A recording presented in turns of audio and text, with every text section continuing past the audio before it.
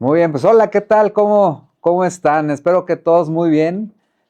Yo muy contento porque el día de hoy tenemos el episodio número 16 y me siento muy afortunado porque este episodio es el primer episodio en donde vamos a repetir invitado y es un invitado muy especial.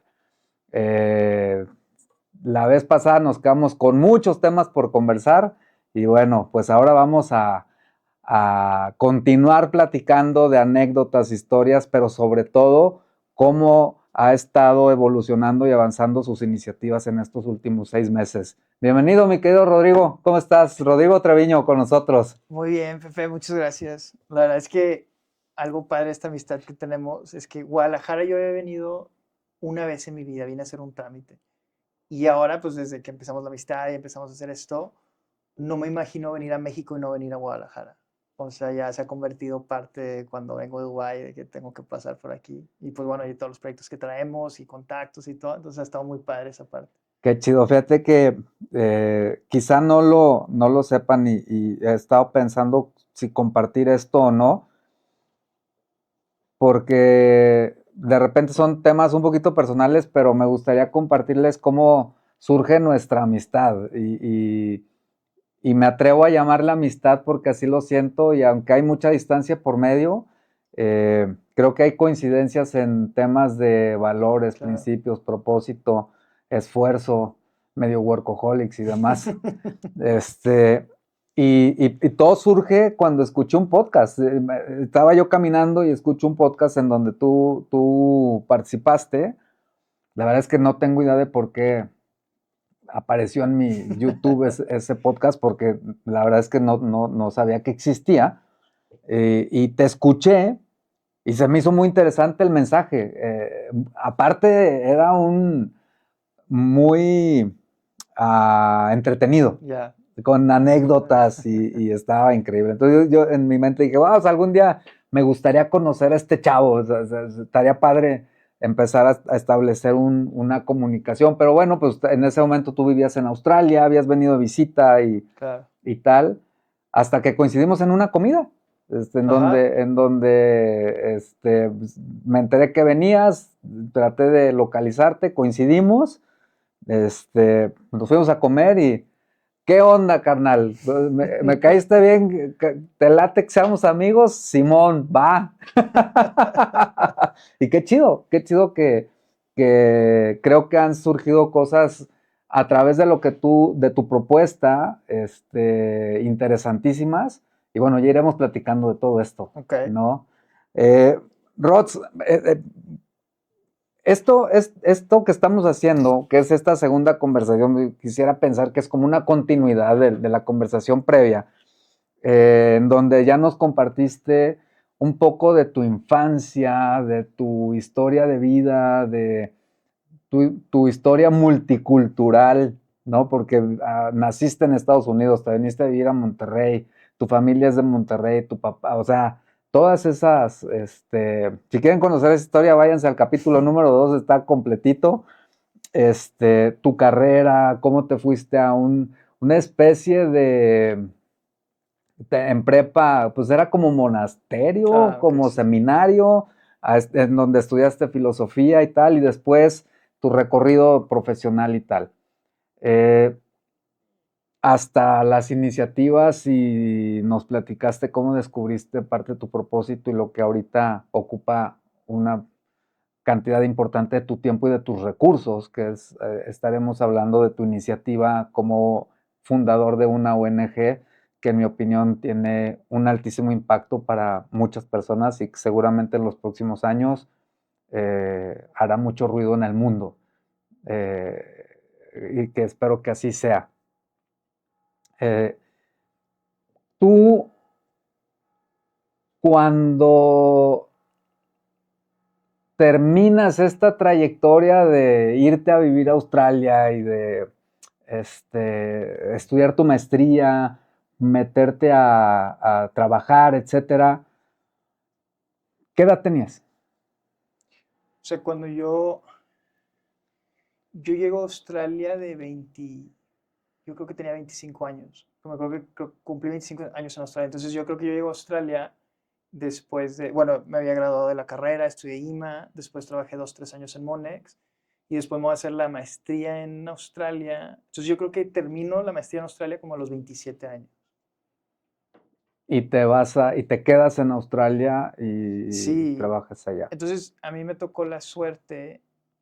Yo, de principio, yo me iba a Australia a hacer la formación de maestría en finanzas y me quería regresar a Monex. O sea, realmente fue como que creo que sí, me podría dar un boost a mi carrera de tener experiencia en una maestría en un país muy bueno, en una universidad excelente y regresar a México y hacerlo. Un poco siguiendo el modelo que hizo mi papá, porque mi papá estudió medicina en México, se va a Estados Unidos, se hace su especialidad y todo, 7, 8 años en Estados Unidos, que por eso viví en Estados Unidos, y luego se regresa. Entonces él fue de esa onda de doctores que se preparan en Estados Unidos y se regresaron a México y tuvieron una ventaja competitiva muy grande, porque los estándares de la medicina americana, el estar rodeado de gente que tiene un muy alto nivel de preparación y de expectativas, te lo traes a México y entonces destacas mucho.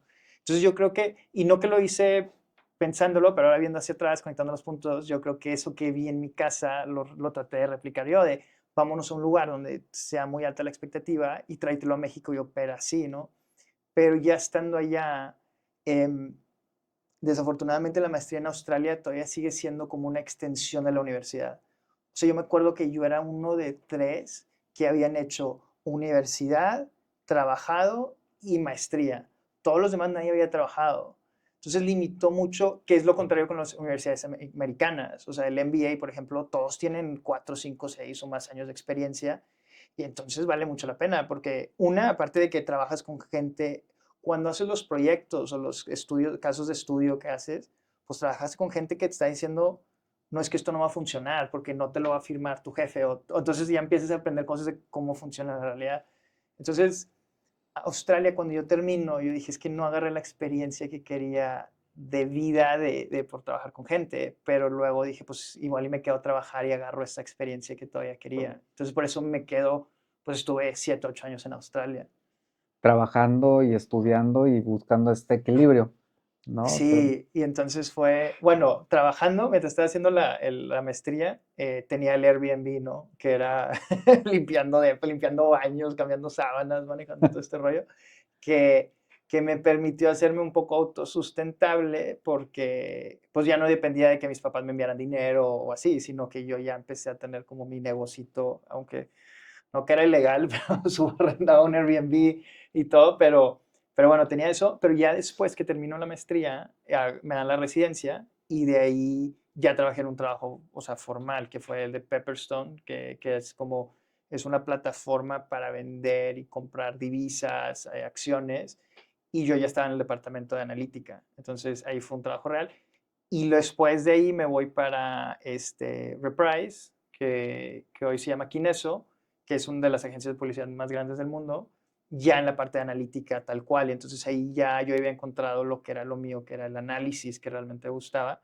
Y bueno, en marketing digital tienes miles de datos para hacer análisis y ahí ya empezó como mi carrera muy seria. Fíjate que ahí me surgen muchas inquietudes muy interesantes, las hemos conversado, pero ¿cómo logras balancear tu actividad profesional con la actividad que te lleva y te demanda tu organización, tu emprendimiento Mm. social, por llamarle de alguna manera?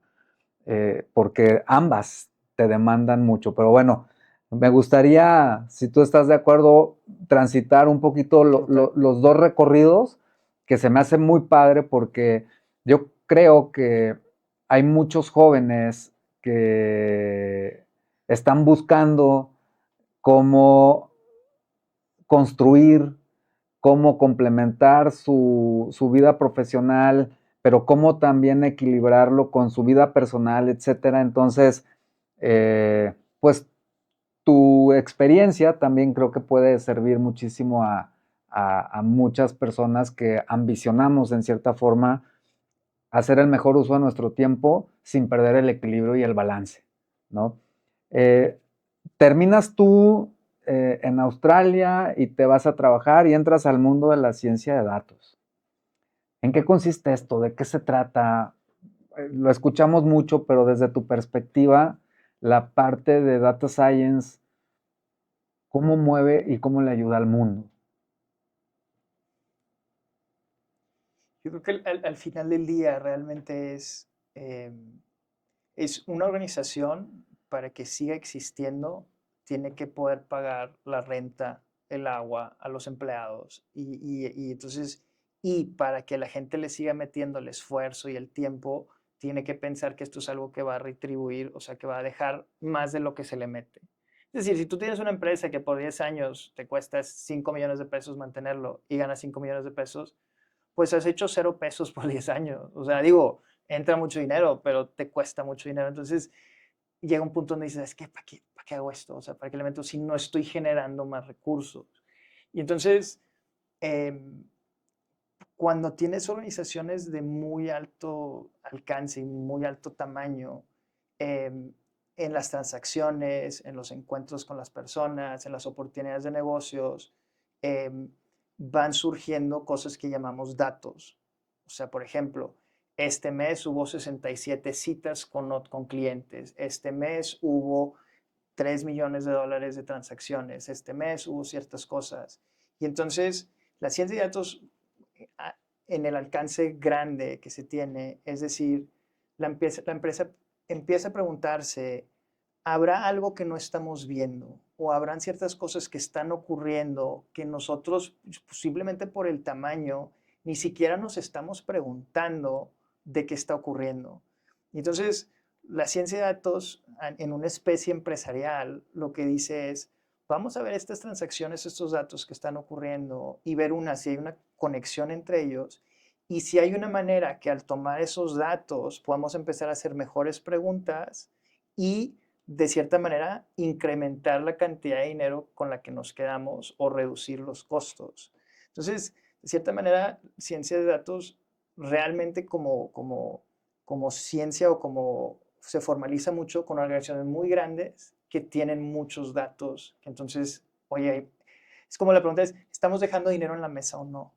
Y eso es lo que ciencia de datos trata de encontrar. Hacer eficientes los procesos, y el fin es hacer más rentable a la empresa. Hacer más rentable la empresa. Fíjate que la anécdota que en algún momento escuché, que me llamó muchísimo la atención, fue cómo, creo que fue en Australia, a través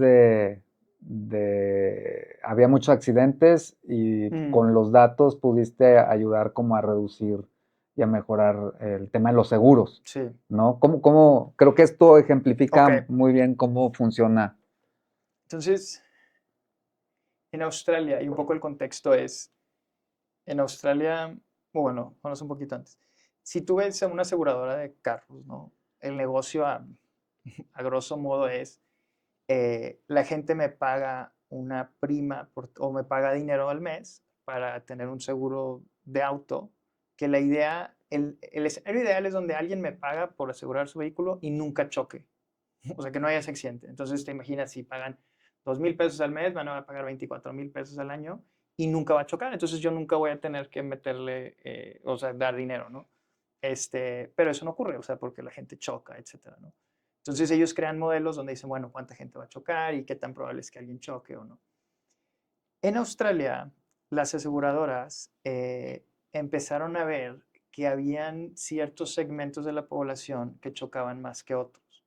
¿Ok? Entonces, por ejemplo, eh, los jóvenes que tienen carros rápidos tienden a chocar más que, por ejemplo, un empresario que tiene 4 hijos y que tiene un carro que no es de ir rápido, ¿no? Porque el joven igual iba a estar en un BMW a 120 kilómetros por hora, después un viernes en la noche, y entonces se presta mucho que haya accidentes y accidentes graves.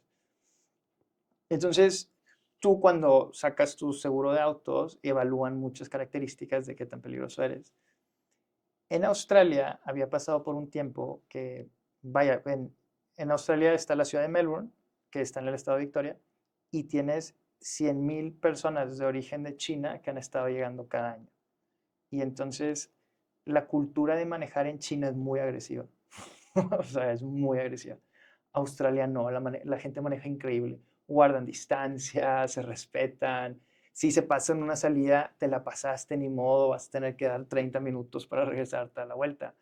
En China no. O sea, digo, y en México no estamos No tan estamos mejor tan... ahora que he regresado.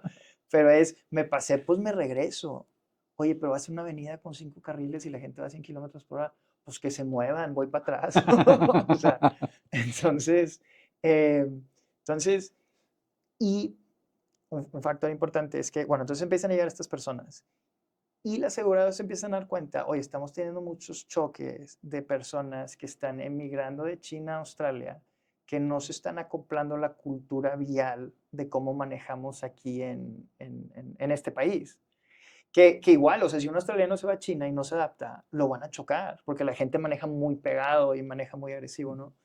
Entonces, te imaginas que empiezan a llegar muchos chinos, no se adaptan, y entonces empieza a haber muchos accidentes de personas de China. Y una de las cosas que no ayudó, que es importante para esta historia, es que al principio, cuando llegaban los chinos, tenían que sacar su licencia de manejar porque no les valían la licencia de manejar de China. O sea, incluso para México, un mexicano, yo tuve que volver a hacer mi licencia de manejar porque no me valían la de México. Entonces, ellos llegan, van a hacer el examen y al principio había un australiano que les hablaba inglés y les decía en inglés, da vuelta para acá, vete para allá. Pero, pues ellos no hablaban inglés. Entonces los reprobaban porque no sabían cómo seguir las instrucciones. Pero entonces la gente empezó a decir que, oye, es un poco racista porque pues si él no habla chino, digo, si no habla inglés, ¿cuál es su culpa? Es un examen de manejo, no de idioma.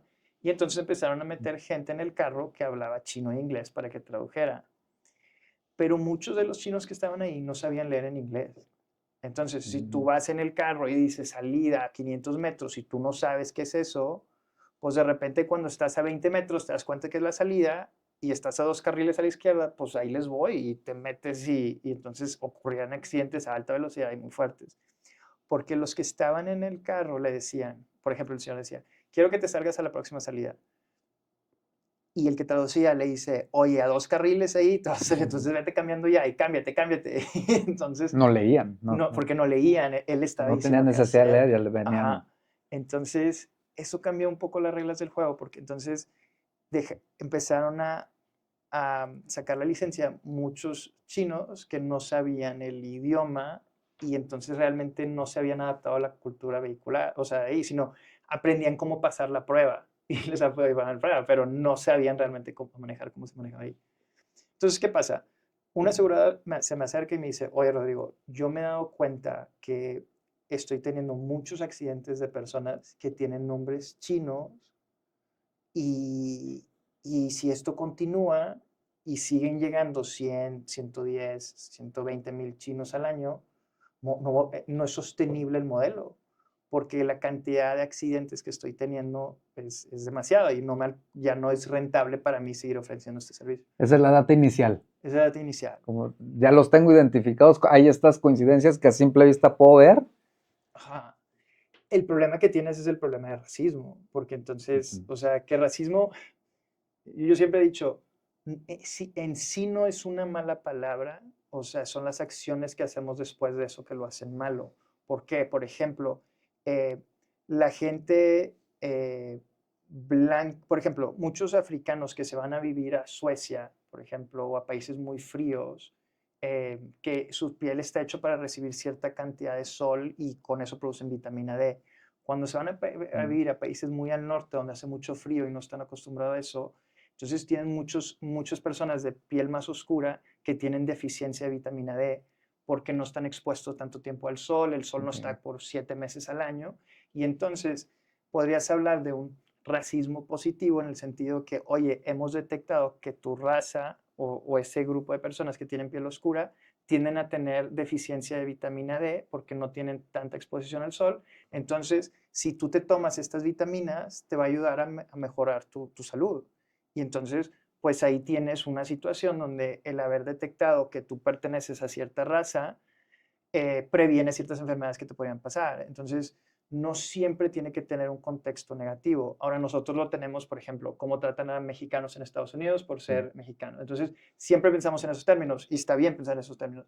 Pero sí hay otras situaciones donde sí puedes determinar ciertos atributos de ciertas razas que son más propensos a ciertas cosas.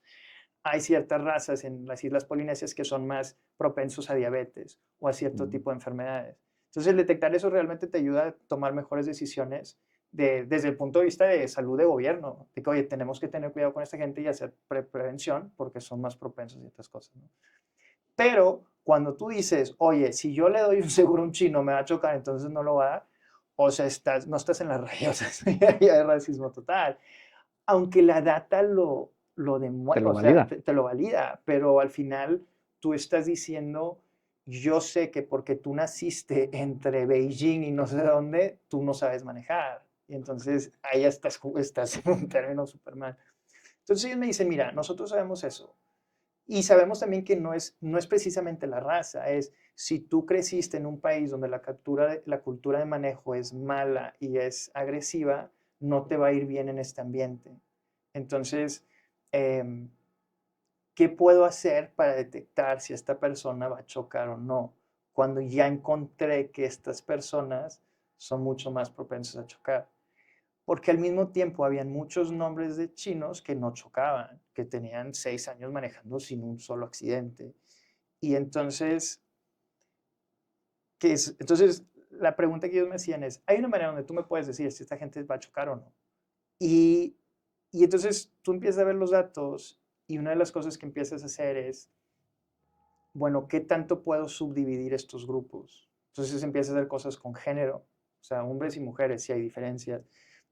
Entonces, por ejemplo, los hombres tienden a conducir más agresivo y más rápido, manejan mucho más rápido. Entonces, un error de un hombre, porque hay una creencia que las mujeres chocan más o tienen más, son malas manejando, pero las mujeres no tienen el tipo de accidentes que tienen los hombres, porque un hombre sí va a ir a 150 en una carretera a tener un choque y va a matar a 3, 4 pelados o pérdidas totales. Las mujeres tienen choques, pero tienden a ser a menor velocidad y no ser tan costosos como el de los hombres. Entonces, sí hay comportamientos diferentes que ves en los géneros de tipo de los accidentes que tienen. Pero también cambia en edad. O sea, si hay, a través de los géneros, en jóvenes tienen accidentes mucho más fuertes porque van a más velocidad, hombres y mujeres, pero hombres es mucho más que las mujeres. Pero ya cuando te metes a un sector de 50, 60 años, es bien raro encontrarte un señor de 60 años que vaya en BMW a 100, 150 y que quiera hacer eso, ¿no? De repente ya ni ven, ¿verdad? Sí, ¿cuál es el freno? ¿Cuál es el... Entonces, eh, entonces yo empecé a segmentar y me di cuenta que cuando tú veías chinos más jóvenes, eh, yo empecé a notar que había una diferencia entre un grupo de chinos y otros, pero no sabía cuál era. Entonces, este, esta audiencia, este cliente tenía acceso a datos de un supermercado. Entonces yo podía saber, ok, esta persona, cuando tú vas a un supermercado a veces te dan tu tarjetita de puntos. Ok, lo que eso hace es que cada compra que tú haces se graba en esa tarjetita y tú tienes un ID 105. Entonces, en ese ID yo puedo ver cuáles son las compras que tú hiciste en el supermercado y ver qué sacaste de seguro de auto y entonces ver si has chocado o no. Entonces, como nosotros nos estamos enfocando en un grupo de chinos, entonces yo agarro los datos de todos los nombres que tienen, una base de datos de nombres chinos, los conectas y dices, ok, voy a hacer voy a asumir que todos estos nombres que agarré es gente de China. Y luego puedo ver las compras que hacen. Y entonces, en base a las compras que hacen, tú podías ver y tener una muy buena idea de quién viene llegando de China y quién ha crecido toda su vida en Sabes Australia. comportamientos. Ves a ver comportamientos. Entonces, es decir, si un mexicano, si te llamas, no sé, Miguel Juárez Sánchez y te vas a Estados Unidos y estás comprando salsas, tortillas de maíz, no de harina, y vivió en México. O sea, es muy probablemente, pero si estás comprando tortillas de harina, que bueno, en el norte comemos harina, pero si es más solo tortillas de harina, si son salsas que no pican, etcétera, el modelo tendería a decirte, no sé si es mexicano o no, o sea, porque se parece mucho a un americano que come comida mexicana, ¿no? Entonces, nosotros al ver las comidas que tú consumes, nos decía, ¿sabes qué? Esta es una persona que ha adaptado tanto comida australiana como comida china a su dieta. Es probablemente alguien que creció en Australia. Si tú creciste en Australia, lo que veíamos al manejar era igual que un australiano, porque es un australiano, ¿entiendes? Entonces, el hecho que seas chino ya no me dice suficiente de ti para decir tú no sabes manejar, porque tú creciste en un ambiente donde tú viste cómo se maneja, manejaste con tus amigos, etcétera. Entonces, básicamente lo que empecé a ver fue, al yo ver lo que tú consumes en un supermercado, puedo decir, esta persona creció con buenos hábitos de manejo y entonces reduce la probabilidad de que esté chocando. Y entonces, básicamente lo que hicimos en ese ejercicio fue decir, si nosotros sabemos que esta persona solo come comida china tal cual, o sea, no consume otras dietas, es muy probable que venga de un ambiente donde se manejó muy agresivo y es más propenso a que choque. Si no viene de ese ambiente y come comidas de más lugares o australianas, creció en un lugar o en Australia donde respeta las reglas. Y entonces divides esos dos grupos, te vas atrás, en 2 años para atrás, y ves, ok, si esta persona come tacos 2 veces al mes, de hecho chocaban menos las personas que tenían ese tipo de dieta. Entonces, ya no es racismo, sino es viendo lo que tú consumes y lo que tú le metes a tu cuerpo, se encontró una correlación con qué tan probable es que choques. Y entonces esta aseguradora pudo decir, ok, yo voy a tomar una decisión en base a la dieta de la persona para ver qué tan probable es que choque. Y entonces, ¿qué hace el supermercado? Que cuando tú compras cosas en el súper y te dan el ticket, en la parte de atrás ya no aparece el seguro de autos. O si cuando mandan la carta mensual o las promociones en tu correo, ya no te va a aparecer el seguro de autos. Pero si eres uno de esos buenos, si te atacan, porque este sí El vale la seguro pena. más caro. Sí, premium. Entonces, ¿y qué pasa? Que si tú no agarras a alguien malo de seguro, tu competencia lo va a agarrar. Ujú. Porque ellos van a decir, oye, pues yo necesito vender pólizas, entonces, pero están agarrando las malas. Y entonces tú encontraste un diferenciador que te deja agarrar mejores personas. Doble beneficio. Entonces, doble beneficio. Fíjate que a veces en las organizaciones no vemos el beneficio de usar los datos. Sí, ¿Verdad? Y eso requiere sentarte, entender qué datos estás recibiendo y qué uso les vas a dar a esos datos para poder tomar decisiones, porque esto es un comportamiento más predictivo. claro. Entender a tu consumidor, entender qué es lo que está ocurriendo con tu producto o servicio y en base a las respuestas que el mercado te está dando, calibrar. Entonces, pues no es magia. No, no, y es que también es sentido común y no es tan común como pensamos. O sea, creo que hay muchas organizaciones que ven de que le ven el valor porque pues claro, o sea, si yo sé qué está pasando en mi empresa, obviamente puedo tomar mejores decisiones, pero es bien chistoso porque incluso con organizaciones grandes no funciona así. O sea, les das números, incluso ellos te dicen, oye, ¿y qué hago? Y entonces, pues tú más o menos dices, oye, pues te junté los números, pero no es... Y entonces, y por eso ser un híbrido es muy poderoso, porque el técnico hace cuenta que junta los números y te los da, y luego, si tú como empresario no entiendes la parte técnica, dices, ok, le entiendo los negocios, pero estos números no me sirven. Entonces, tienes a alguien que no tiene la visión de negocios, que juntó números que pensó que eran importantes, y tienes a alguien que es el empresario que no sabe qué pedir porque no sabe qué se puede conseguir, y entonces, haz de cuenta que se juntan, pues hay números, pero no dan el valor que quiere el empresario, que no sabe pedirlos, y el otro que no sabe darlos. Entonces tienes mucho ese choque. Y creo que lo ves mucho con organizaciones que se emocionaron mucho con la existencia de tableros. De vamos a poner los números ahí. Pero yo he trabajado con tableros que hemos vendido en 400, medio millón de dólares, 400,000, medio millón de dólares. Y yo les pongo, yo los etiqueto siempre. Todos los tableros que yo he hecho los etiqueto porque quiero saber qué tanta gente se mete y qué páginas ven. Yo tenemos hoy en día bueno, en empresas que he trabajado, hay tableros que costaron medio millón de dólares que lo usan 3 personas al mes. Para una organización de 5 o 6 mil Y luego son personas. los que a lo mejor los que no toman decisiones, Ajá, ¿verdad? Es sí, sí, nada, sí. pues ven la información, pero no toman decisiones, ¿verdad? Ajá, No, o sea, me refiero a que no tienen la facultad de ajá. tomar decisiones, de mover la aguja, pero sí están informados y a lo mejor los que sí lo pueden hacer no lo revisan, no. Y entonces, sí, entonces creo que lo que está regresando un poco de moda son reportes, porque es que imagínate que, no sé, eres el CEO de Viva Aerobús y literal tu tablero es el tablero de los pilotos, que Ujú. tienen cosas en todos lados y dices, es que no sé cuál ver. O sea, ¿dónde empiezo? Altitud o acá y acá, este está sonando, ¿es importante o no? Y entonces empezamos a hacer eso, o sea, empezamos a pensar que porque ponías más números o tenías más visibilidad de todo, ibas a tomar mejores decisiones. Pero lo que realmente pasa es que luego dicen, no, pues no sé ni por dónde empezar y lo cierras y todo se pierde. Pero, por ejemplo, yo le he dicho a mis, o sea, a mis ejecutivos, quiero que le hagas un reporte a, tipo al CEO o a alguien de allá de lo que está en este tablero que crees que es importante. Y ellos también me dicen, pero ¿por dónde empiezo? Y entonces es que el tablero está mal hecho. Mm. O sea, un tablero bien hecho debería ser, yo entro, veo y ya tengo una muy buena visión de qué está pasando. Si yo quiero ya, me voy a la página 2 y me meto más a los números, pero en la primera página yo debería saber si estoy bien o estoy mal. Y bueno, luego es esa pregunta, ¿qué significa estar bien y qué significa estar mal?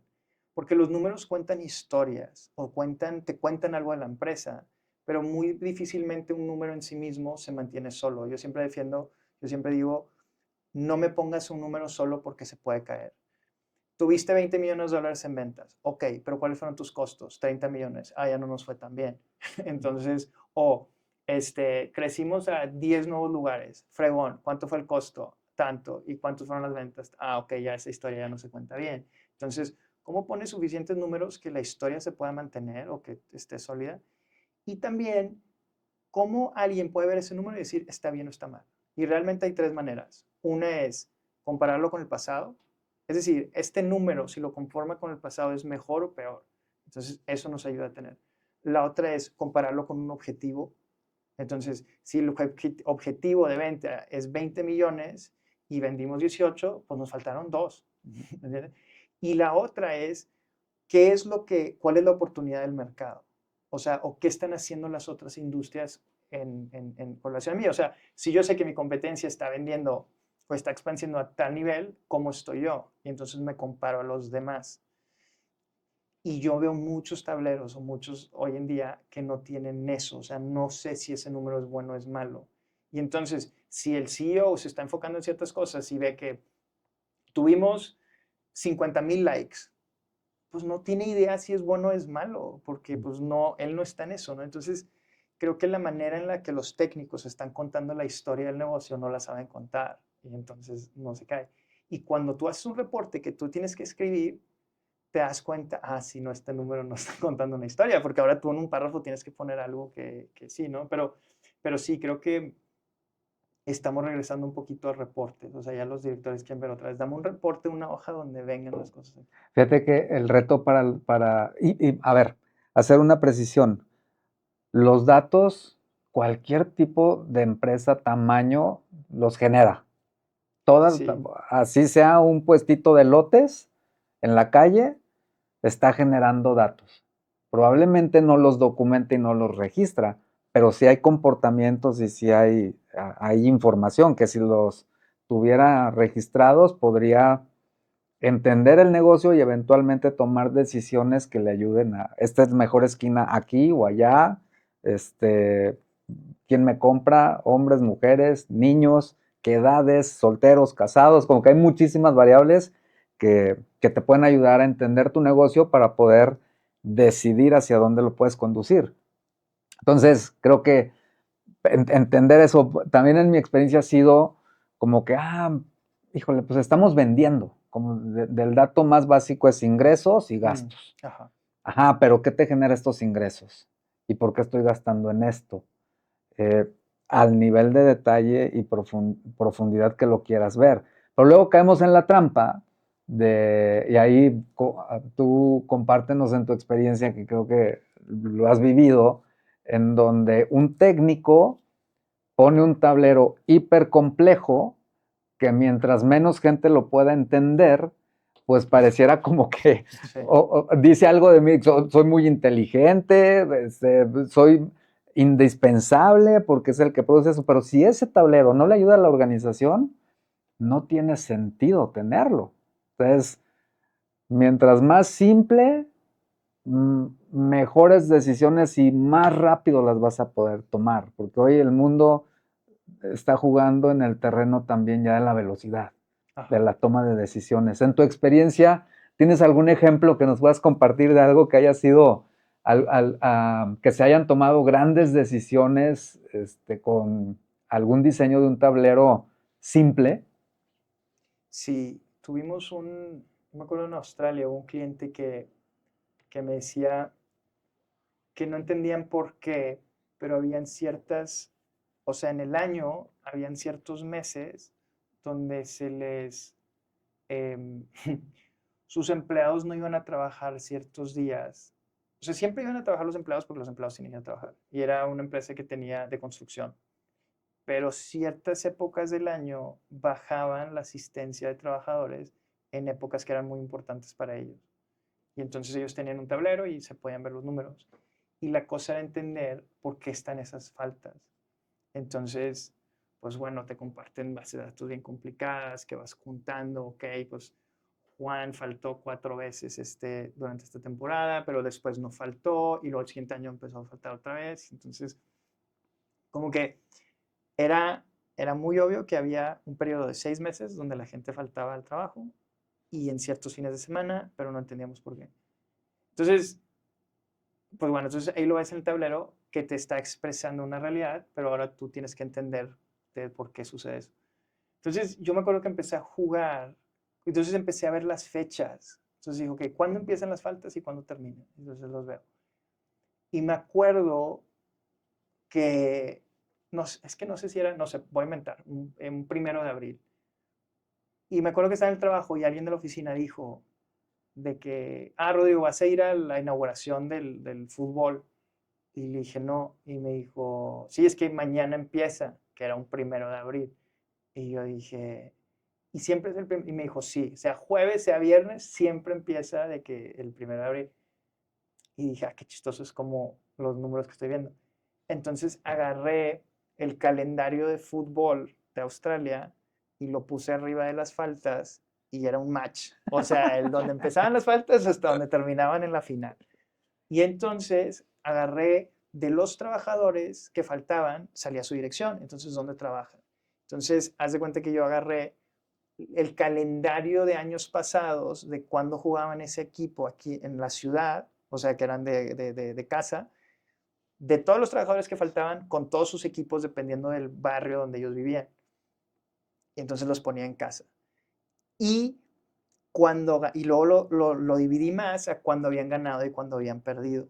Entonces yo sabía cuando el equipo ganó y cuando el equipo perdió, y así, ¿no?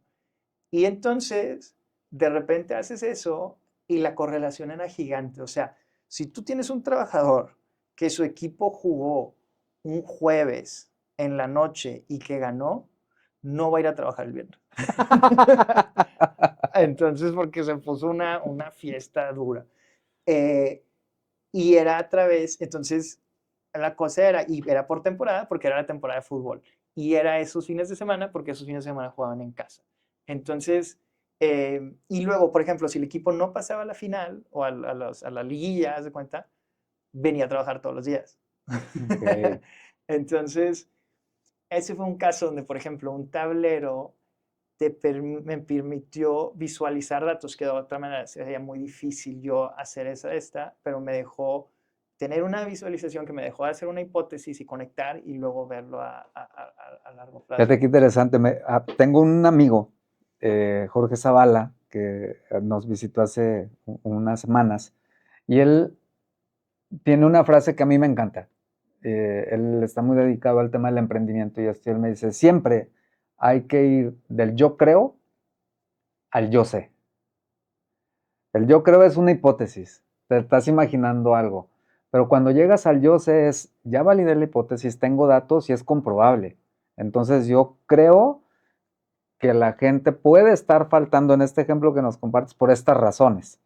Pero cuando ya lo pones en tableros medibles y tal y correlaciones, puedes transitar al yo sé que con este comportamiento el efecto es este.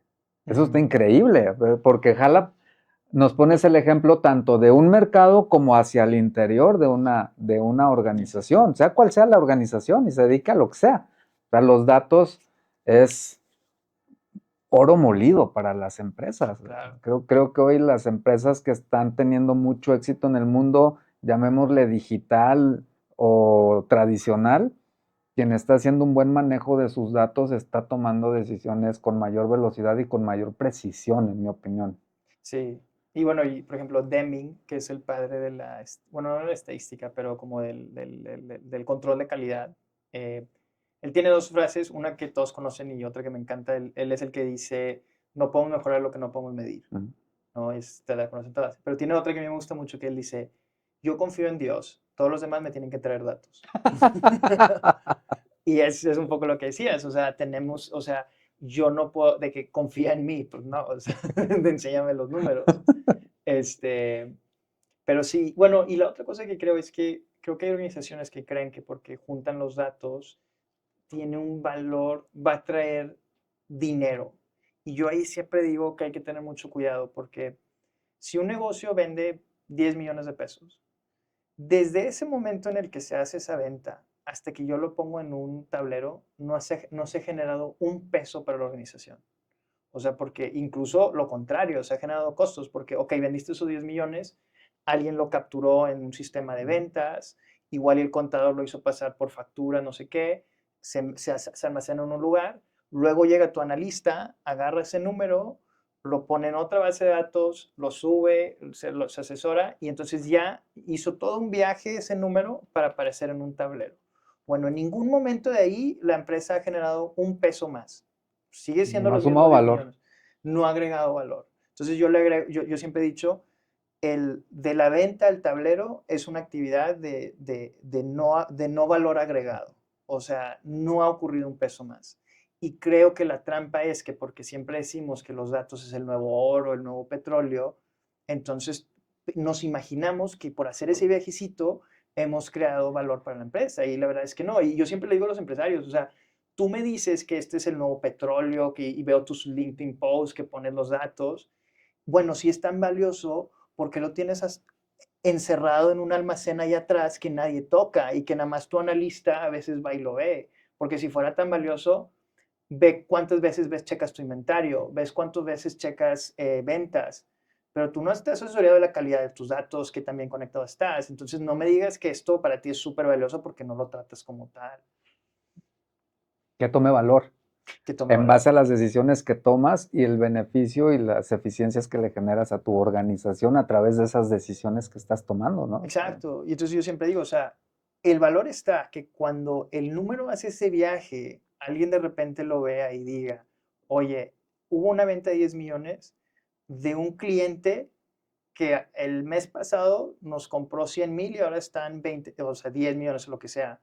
Aquí hay una oportunidad, creo que hay que volver a hablar con este cliente a ver qué pasó. Entonces se hace otra llamada y dice, oye, sí, es que traíamos 3 proyectos parados, ahora sí o sea, nos abrimos y, oye, ¿por qué no te doy una oferta? Y de repente próximo mes fueron 22 millones. Entonces, ahora sí se agregó valor porque hubo una búsqueda de más de ese número. Pero si la organización piensa que solo por traer ese número aquí hay valor, entonces ahí no está. fíjate, me imaginaba ahorita que es como el medio camino. Claro, Generé la venta, lo puse en el tablero, apenas estás a media ruta. ¿Quieres completar la ruta? Entonces toma decisiones y mide los efectos de tus decisiones y entonces podrás evaluar si avanzaste, lograste eficiencias, vendiste más, generaste más ingreso o te fuiste para atrás en reversa, pero ya lo mediste. Pero sí, llevarlo al tablero es como media ruta, ajá, ¿no? sí, sí, sí. Qué interesante y qué valioso para las organizaciones el que podamos comprenderlo de esa manera. La información, yo, a ver, yo tenía como la creencia de los datos por sí solos son datos. Claro, Los datos hay que transformarlos en información, claro, información de valor. Esa información de valor hay que transformarla en decisiones. Y las decisiones te conducen a acciones medibles que validan si lograste o no el resultado que te propusiste. Entonces, pero es un recorrido. Claro. que te lleva a mover tu organización, sea lo que sea. Ajá. Y sí, yo siempre les digo, o sea, ten mucho cuidado en no convertirte en una organización de ¿sabías qué? ¿Sabías que todos los días 34 leones matan a 600 personas? ¿Qué? Entonces, y lo mismo pasa en la organización, que de repente yo veo reportes donde, ¿sabías que en la oficina de Monterrey se vendieron 67 productos diversos? Divertida información, pero ¿qué me lleva a ser Un diferente? anecdotario. Ajá, entonces son organizaciones llenos de sabías qué de la organización, que pues divertido, pero no me lleva a cierto resultado, a cierta cosa. Entonces yo, y es que al final creo que las organizaciones se equivocan en el sentido que dicen, vamos a juntar toda la información que podamos y después vamos a regresar a ver qué valor nos puede dar. Y es la manera Mm, equivocada de pensar, es decir, lo que la organización debe preguntarse es, la mayoría de las organizaciones tienen un problema que es un problema de incrementalidad. ¿Cómo vendo más? ¿Cómo llego a más lugares? ¿Cómo le saco más jugo por vendedor, etcétera, ¿no? Entonces, tienes un problema que tienes que incrementar. Y entonces, que ese es un problema en sí. Pero más que ese problema, tú tienes decisiones que tomar para poder atacar la incrementalidad. O sea, ¿qué decisiones tomo para que mis vendedores vendan más? ¿Qué decisiones tomo para que pueda yo vender más o expandirme más? Y en la búsqueda de tomar esas decisiones, tú quieres tener la mejor información posible para tomar esas decisiones. Y entonces te vas a los datos. Pero entonces la organización tiene que pensar, ¿qué decisiones estoy tomando yo que ahorita no tengo la información que quisiera tener? mm. ¿O qué decisiones quisiera poder tomar, pero la información que tengo o no confío en ella, que eso también es otro súper tema del que podemos hablar, o me faltan más cosas. Y entonces te vas a los datos y le dices a tu gente, necesito que empiecen a capturar esto. Pero si tú le dices a la gente, captúrame todos los datos que puedas, lo único que vas a hacer es vas a tener una cubeta lleno de datos que no se hablan, que no se tocan, que nadie realmente confía en ellos. Y vas a un día a descargar y decir, bueno, a ver si aquí hay algo de valor, ¿no? Y entonces no funciona. Y no funciona conforme tú ves escalando tu empresa. Son gigas y teras de datos que nunca le vas a encontrar nada. Y entonces, sí, la información solo es valiosa cuando es capaz de ayudarte a tomar mejores decisiones. Entonces, creo que el recorrido que las empresas tienen que hacer es al revés. Es decir, ¿qué decisiones necesito yo tomar? ¿Cuál es la información que necesito para esas decisiones? Vamos a juntar esa información. Y ahorita lo que hacemos es, vale mucho la información, júntala toda y después vemos qué hacemos. Y ese después Es al nunca llega. revés. Ajá. Es al revés. Oye, qué fregón. Bueno, esto es profesionalmente a lo que te dedicas. Sí. Actualmente vives en Dubái y esto lo haces para empresas grandototas con proyectos muy, muy grandes y de todo tipo, Ajá. de diferentes industrias.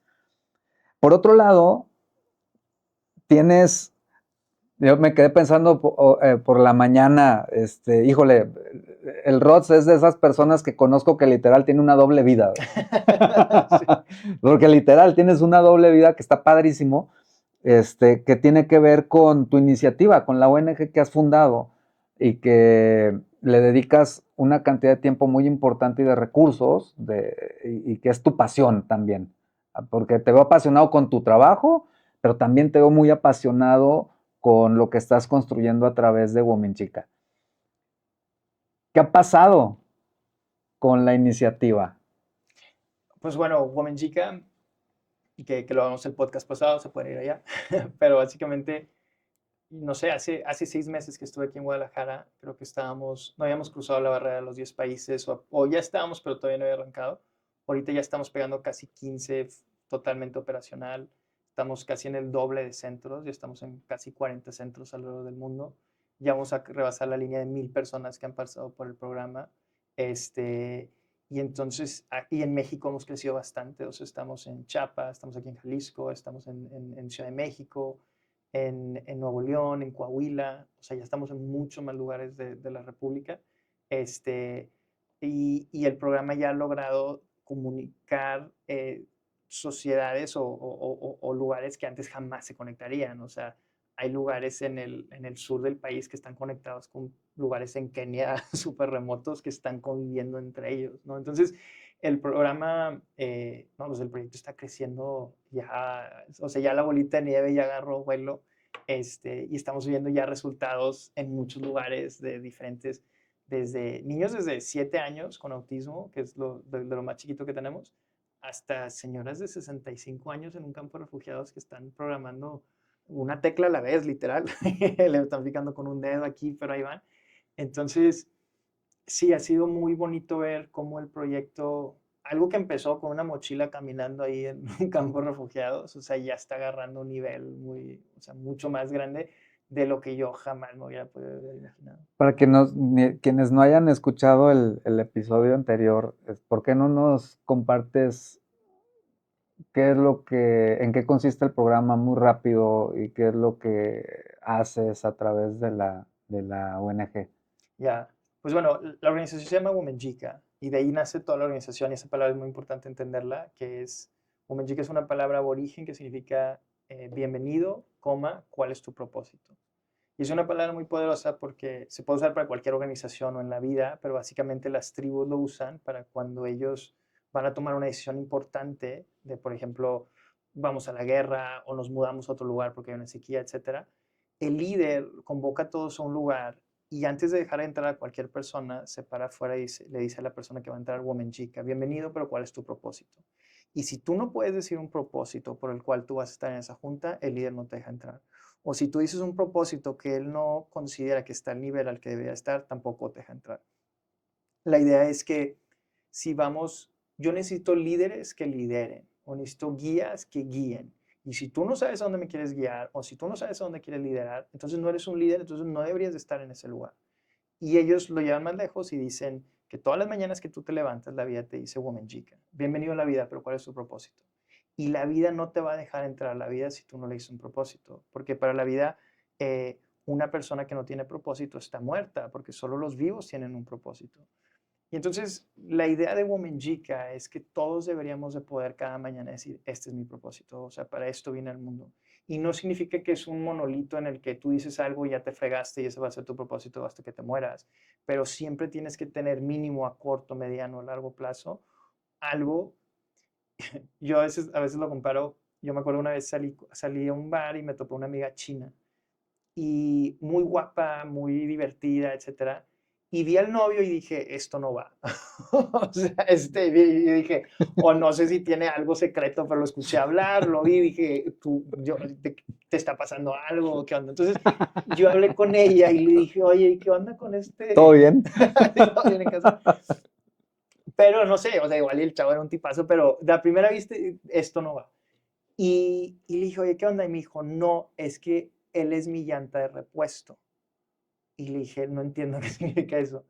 Y ella me dijo que de su región de China, es una palabra china que no me acuerdo cuál era, pero básicamente significa llanta de repuesto. Y ella me dice, es que yo como mujer siempre me tengo que estar moviendo. Entonces ella había cortado con un novio serio que tuvo y dijo, yo no me voy a quedar parada. Entonces encontré a él, que es mi llanta de repuesto, que lo voy a usar, digo, es muy feo este ejemplo, ¿no? No voy a comparar esto, No, pero no se no, recomienda. sí, utilizar a la gente como llanta de repuesto, pero me gustó la idea, bueno, ahorita explico la idea, pero ella dijo, yo ahorita no me voy a quedar parada. Entonces, esa persona es mi llanta de repuesto que me va a ayudar a seguir moviéndome hasta que llegue a otro lugar donde ya agarre una buena llanta y ahí la cambio. Como casi un año después me la vuelvo a topar y ya dije, ah, ok, este con el que andas tiene más sentido. Y después se casó con ese y me dijo, sí, o sea, ya encontré a alguien y ya lo cambié. Entonces, es un ejemplo muy feo de cómo utilizar a una persona, pero la filosofía de vida me gusta mucho, que es decir, no te puedes quedar parado, o sea, siempre muévete. Y a veces vas a encontrar, igual encuentras una llanta muy buena por algún tiempo que puede ser, empezaste un negocio, te metiste en una empresa muy buena, que te llevó hasta cierto lugar. Y imagínate que el negocio fracasa, te despiden o lo que sea, no te puedes quedar ahí, o sea, síguete moviendo, o sea, trabaja en lo que sea, vete a un call center, ve a trabajar de a gratis con algún amigo, haz algo, pero no te puedes quedar quieto. Y la llanta de repuesto, si alguna vez te ha tocado cambiarlo, es una que tiene mucha presión, o sea, que, no sé, si de 30 PSI te pasas a 60, 80, lo que sea, son más delgaditas y no puedes ir a más de 70 kilómetros por hora. O sea, vas a una Esa está velocidad. insegura. Ajá, sí, o sea, en carretera sí te vas, o sea, va a Sí. explotar, ¿por qué no? Pero la idea es, no es que te transportes en eso, sino te lleva al próximo lugar donde tú te cambies de llanta y te muevas. Entonces, yo siempre digo, o sea, cuando digas tu Woman Chica, di algo. Igual y entiéndelo como que, ok, esta es mi llanta de repuesto. Ahorita no estoy en un lugar donde pueda decir esta es la llanta, pero muévete. Porque, ¿qué pasa en las películas cuando alguien se muere? Le levantan el brazo y si se cae, está muerto. Porque un muerto no se mueve. Un vivo se mueve, está yendo de Ujú. un lugar a otro lugar. Entonces, nunca en la vida te puedes quedar quieto. O sea, muévete aunque sea para moverte. O sea, Sí, y cuando estás en un lugar donde no se va saliendo un trabajo, lo que sea, cuidado que tu ego te diga, tú no puedes hacer nada menor. O sea, porque el ego te va a decir, tú sí. no puedes trabajar en un 7-Eleven o tú no puedes ir a limpiar pisos. O no sé qué. A mí en Australia yo limpié baños.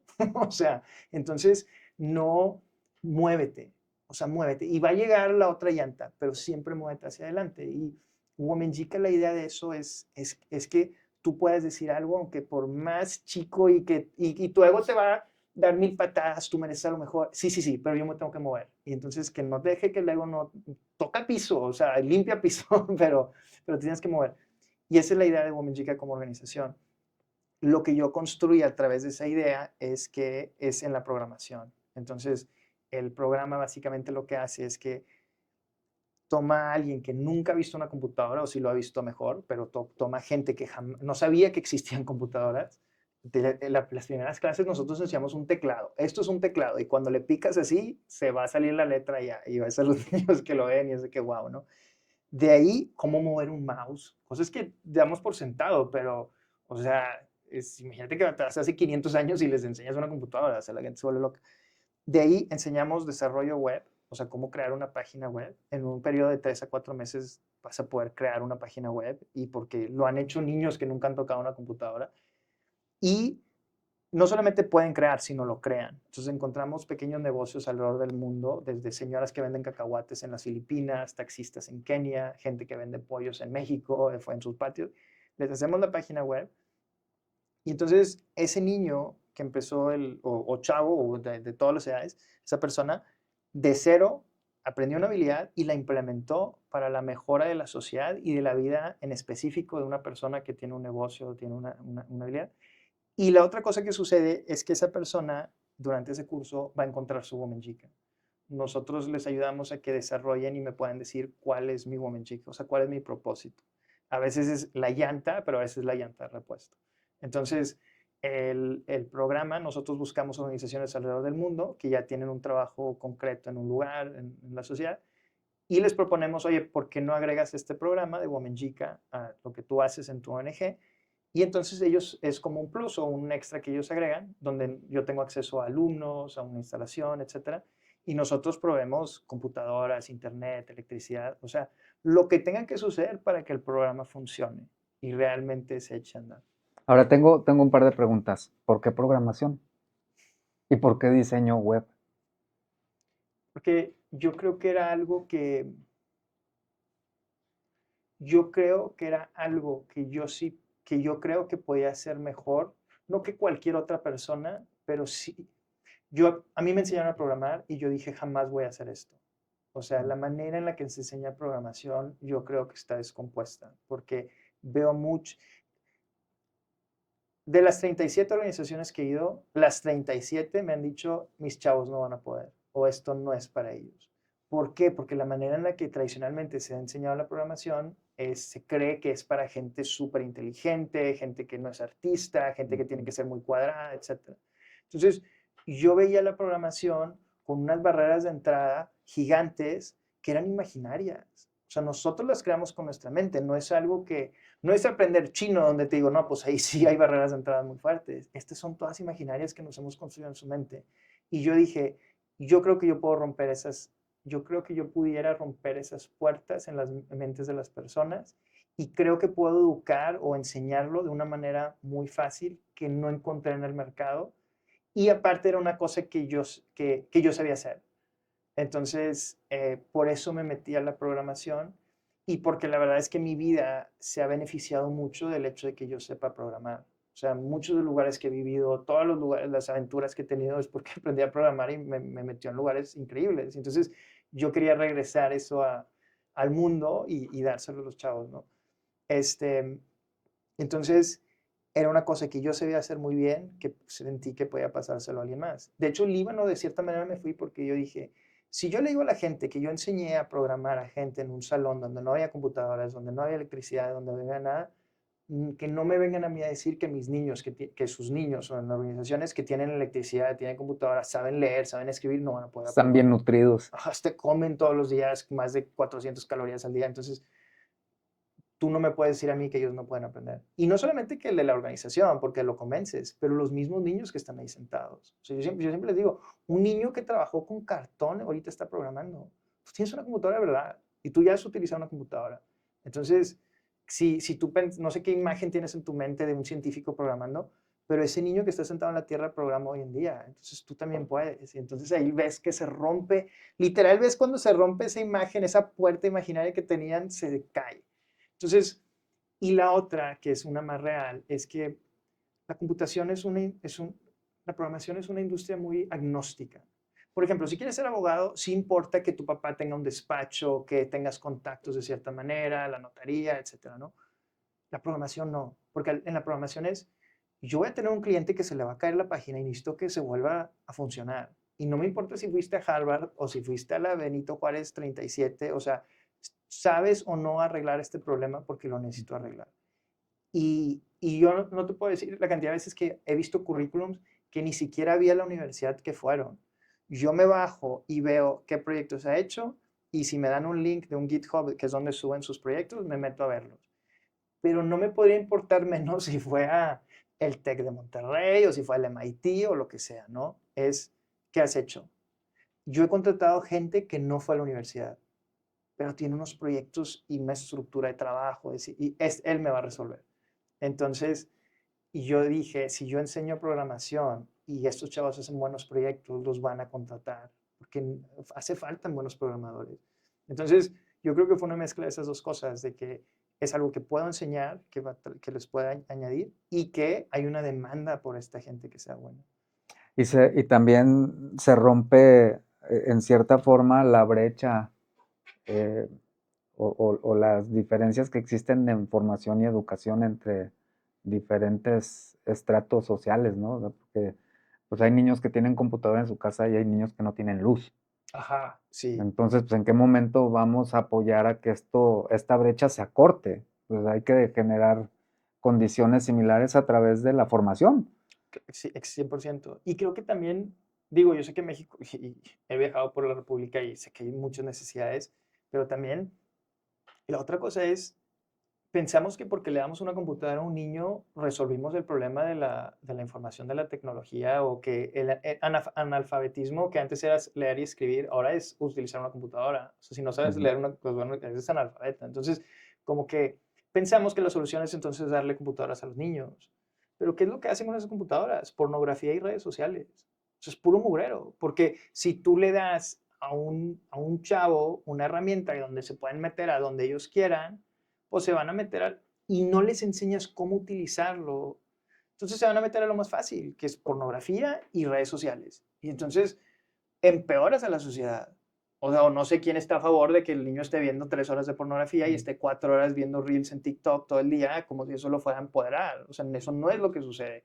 Y es lo que estamos viendo en todo el mundo, que los chavos que consumen pornografía y TikToks todo el día, o sea, es al contrario, incrementa suicidio, incrementa depresión, incrementa aislamiento social, cuando la tecnología siempre tuvo la promesa de ser una cosa que nos mejorara como seres humanos, que nos diera acceso a información y que nos conectara. O sea, la venta siempre de la tecnología fue que vas a hablar con alguien del otro lado del mundo, que vas a hacer todas esas cosas, pero pensamos que nada más por dar las herramientas la gente lo iba a poder hacer, que no lo creemos con cualquier otra cosa. O sea, yo porque te dé pinturas, no sabes pintar, o sea, alguien te tiene que enseñar a pintar. Te compro un piano, alguien te tiene que enseñar a hacer algo. Pero creemos que mágicamente porque te pongo una computadora, tú vas a decir, deja mejor la sociedad y voy a hacer algo increíble, ¿no? Entonces, veo muchos lugares y muchos programas sociales donde el gobierno dio equipo de computadoras, incluso hizo acceso a Internet, pero no hizo el siguiente paso, que es entonces cómo aprovechamos esta herramienta. Entonces, para mí, Womenjica es que si, y es lo que he visto, o sea, en cárceles me ha tocado, sí, que me descargaron 180 gigabytes de pornografía. Entonces tuve que bloquear quién sabe cuántas páginas y tuve que ver cosas que nunca quisiera poder borrar de mi mente. Pero lo que también vi fue que cuando ellos empezaron a hacer páginas, ya no tenía que bloquear las páginas, o sea, porque ellos realmente querían hacer eso, o sea, ellos iban a lo que iban, que decían, es que puedo desarrollar una habilidad que me deje hacer cosas diferentes. Entonces, realmente si tú les enseñas a utilizar una herramienta, las utilizan. O sea, si tú, si tú le enseñas a alguien que un bate de béisbol se puede utilizar para jugar béisbol y está ese deporte, la gente agarra el bate para jugar béisbol. Si tú le das bates a niños de 11 años, se van a matar entre ellos. Porque va a decir, Claro. güey, pues te pego con el bate, pues yo también, y ta, ta, ta. Pero cuando les enseñas que con una pelota puedes jugar algo que se juega por 6 horas y estás divertido, van a jugar béisbol. Entonces, yo creo que parte de lo que quiero hacer es de que salvar esta imagen de la tecnología que solo se usa para cosas malas. Sí, cuando no les enseñas que se pueden hacer otras cosas. Justo el planteamiento me parece interesantísimo, en donde la responsabilidad no para con entregar la herramienta, sino que ahí inicia la responsabilidad. Es entregaste la herramienta, ahora hay que dar un acompañamiento para que esta herramienta sea utilizada con el fin y el propósito que tú esperas que sea utilizada. Y luego más en manos de niños, ¿no? Claro. O de personas que están teniendo esta primera experiencia con tecnología. Fíjate que me voy a permitir compartirte algo que aprendí hace muchos años cuando empezaba yo a trabajar. Este es un método que me encantó, me lo compartió mi primer jefe formal en una empresa que se llama Alberto Castillo. Y él me decía, mira, hay que utilizar la técnica de las 5 Ds para que la decisión se ejecute correctamente. Decía, la primera D es dile lo que tiene que hacer. 2, la segunda D, dale las herramientas para que lo ejecute bien. La tercera D, dale, demuestra. Es decir, ponle el ejemplo. ¿Cómo lo vas a hacer? La cuarta D, dirígelo. Dale, demuestra, dirígelo. Es decir, ahora tú hazlo y yo te voy a acompañar y te voy a calibrar. Y hasta la quinta D es delégale.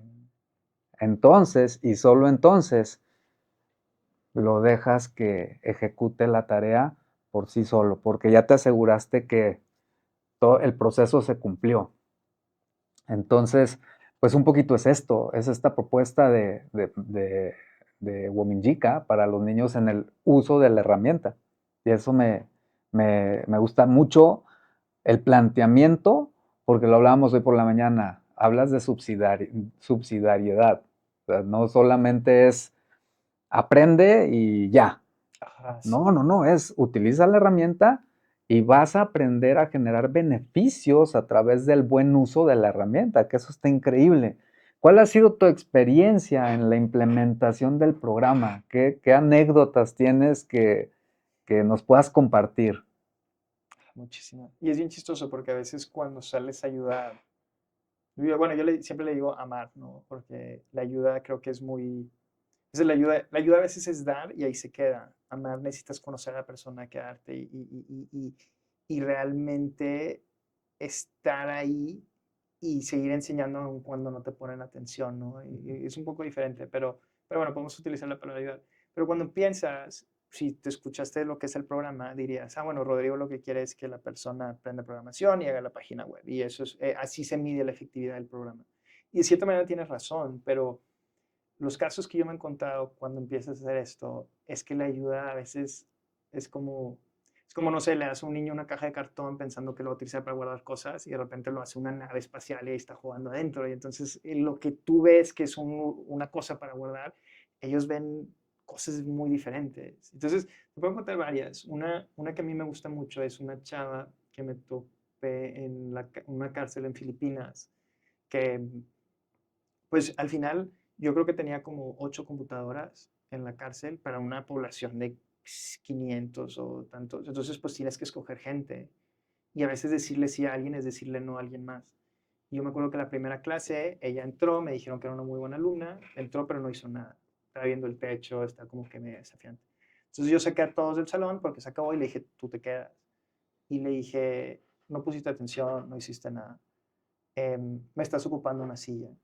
Si tú quieres venir aquí y perder tu tiempo, es todo tu boleto, pero mejor piérdelo en tu celda viendo el techo y no lo pierdas aquí quitándole la oportunidad a alguien más. Pero le dije, pero si tú decides hacer eso, entiende que tú vas a estar aquí has estado aquí 2 años y te queda un año más. Y tú puedes decir que esta oportunidad te sirva de nada y regresar, no aquí, pero al de adultos, en un año y pasarte 10, 15, 20 años los que tú quieras ahí. O puedes decir que hasta aquí llegaste. O sea, que estás dispuesta a aprender y que cometiste un error, pero que quieres cambiar. Haz lo que tú quieras, pero si tú vienes a la próxima clase y me pierdes tiempo, no vas a volver a regresar aquí. Tú decides lo que tú haces, ¿no? Entonces ella se va, regresa a la siguiente clase y me acuerdo, se sentó enfrente y nunca se volvió a sentar en una silla que no fuera enfrente. O sea, ella siempre se sentaba enfrente. Puso atención todas las clases, hizo todos los ejercicios. 3 meses después que terminamos el programa, ella hizo una página web. Hicimos el concurso, no quedó en primer lugar, creo que quedó en tercero. Y me acuerdo mucho bueno, pues hicimos una graduación, hicimos ahí, los filipinos hacen lechón, entonces hicieron un cerdo ahí, comimos y todo. Se vistieron formal, o sea, como que fuera una graduación y en un salón de la cárcel ahí todo sucio, pero fue una graduación y ellos, me acuerdo que ya yo me despido porque me iba para Dubái y ella me dice, Rodrigo, me hubiera, y llorando un poco ella me dice, me hubiera gustado haberte conocido antes porque no estaría aquí. Y para mí siempre fue decirle, o sea, yo le dije, es que no te equivoques, o sea, tú no me hubieras escuchado, como no escuchaste a toda la gente que te topaste en tu vida que te dijo, deja de hacer esto, no hagas esto, no hagas esto. O sea, tú tuviste que llegar aquí para escucharme, pero yo también tuve que llegar aquí para saber hablarte. Entonces, todas nuestras vidas, tú y yo caminamos a este lugar para encontrarnos y que tú escucharas mi mensaje y yo supiera darte ese mensaje. Y, y entonces partimos caminos, yo me regreso a Dubái, el programa en la cárcel sigue corriendo ahorita y yo regreso a Dubái regreso a Filipinas como 8 meses después. Voy a la cárcel, al programa de la cárcel, doy unas clases, veo a los chavos y pregunto por ella y me dicen que ella ya no está dando clases, que ya no está, o sea, ya la liberaron. Pero me dijeron, está en una panadería ahí en la ciudad.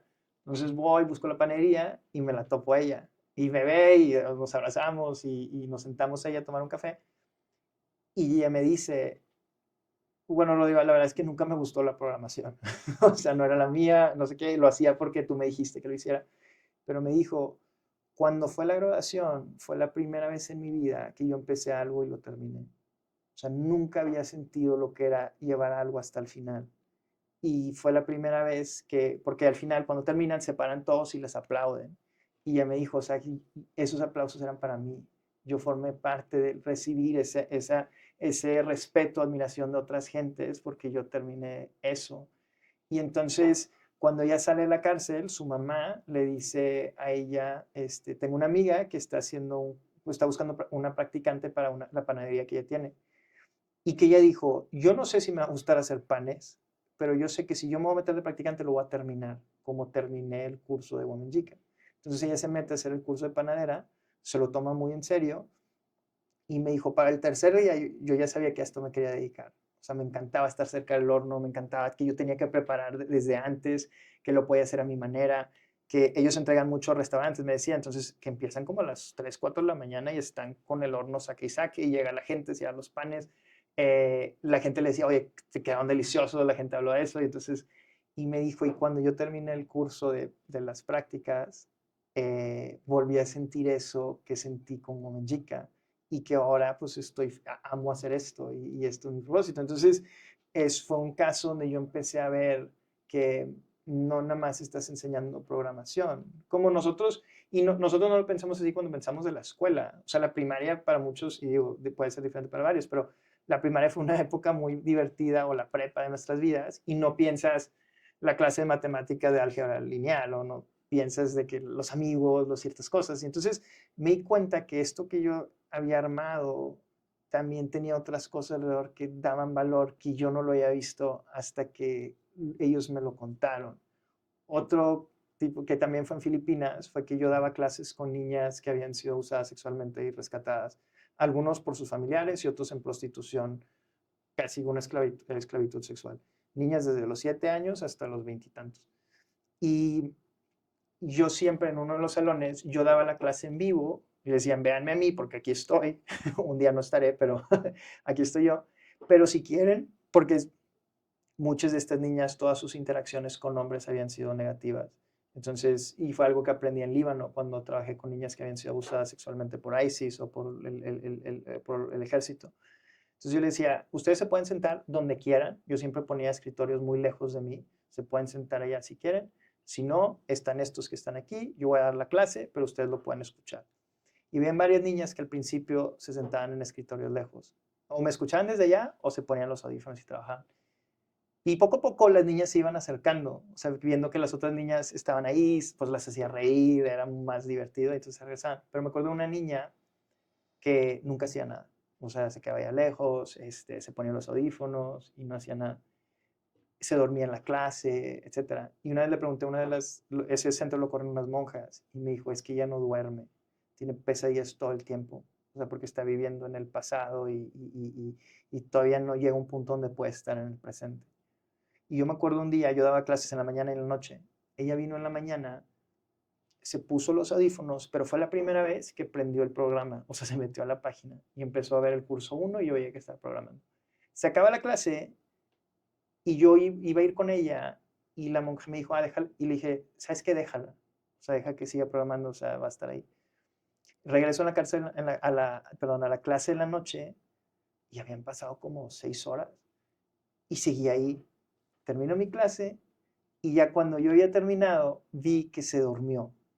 Y entonces la monja vino conmigo y me dijo, ayúdame a llevarla arriba. Entonces, de que la cargo, la llevo a dormir. El siguiente día vengo a la clase en la mañana y me dice la monjita, durmió toda la noche. O sea, fue la primera vez que ella había dormido como en 3 o 4 meses desde que llegó. O sea, una noche tranquila. Y entonces algo lo que aprendí es que la programación tiene algo que te fuerza a estar en el momento. O sea, tú no estás pensando en el partido de fútbol, no estás pensando en tu ex que te dejó, sino que estás en el presente, donde vivimos. O sea, estamos aquí. ¿Y qué pasa? Que muchas veces cuando tú te saltas el presente y proyectas el pasado al futuro, no quieres estar en el presente. Porque ¿para qué me vengo a un lugar donde sé que lo que viene es malo y lo que viví es malo? Entonces, la programación tiene algo de cuando tú realmente te metes ahí, estás en el presente, estás viviendo el hoy y te das cuenta que lo que viviste en el pasado no tiene que ser tu futuro. Yo siempre digo que es como tú tienes dos manos y siempre que tú agarras con la izquierda el pasado y con el derecho el futuro, te vas a equivocar porque te vas a saltar el presente. Necesitas con una mano agarrar el pasado y con la otra el presente. Y con tu mano izquierda el pasado y la derecha el presente, y ahí vas a poder entender qué es lo que pasó para después soltar el pasado, con una agarrar el presente y la otra el futuro. Y ahora el aprendizaje del presente y lo que tú estás viviendo ahora llévatelo al futuro.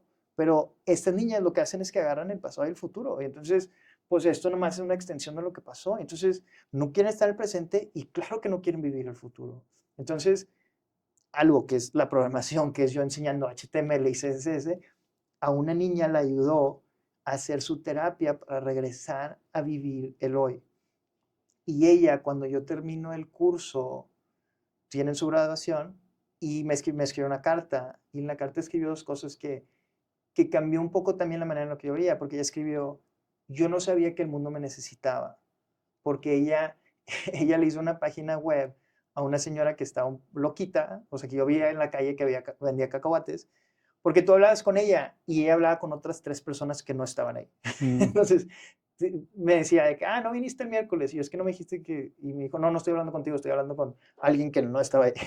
Entonces, ahí le hicimos una página de internet donde había un WhatsApp y un botón de WhatsApp que le enviaba un WhatsApp y podías pedirle cacahuates a tu casa. Y entonces ella iba a vender un montón de cacahuates porque la loquita, y no lo digo de forma despectiva, pero sino que así le dicen ellos, que vende cacahuates. Y la gente siente cierta afinidad por ella, entonces le compra por ayudarla. Entonces, y ella pues hizo esa página para ella. Y me escribió, yo no sabía que el mundo me necesitaba. Y también me escribió, yo no sabía que las manos de un hombre podían tocarme, no para herirme, sino para sanarme. Y como que entiendes también que la presencia de un hombre de manera positiva en su vida cambió para siempre la manera en la que ella se relaciona con el otro sexo. O sea, que no todos los hombres te van a hacer daño. Y abrió igual y para ella la posibilidad de que, no sé, un día se case o un día vuelva a confiar en un hombre, ¿no?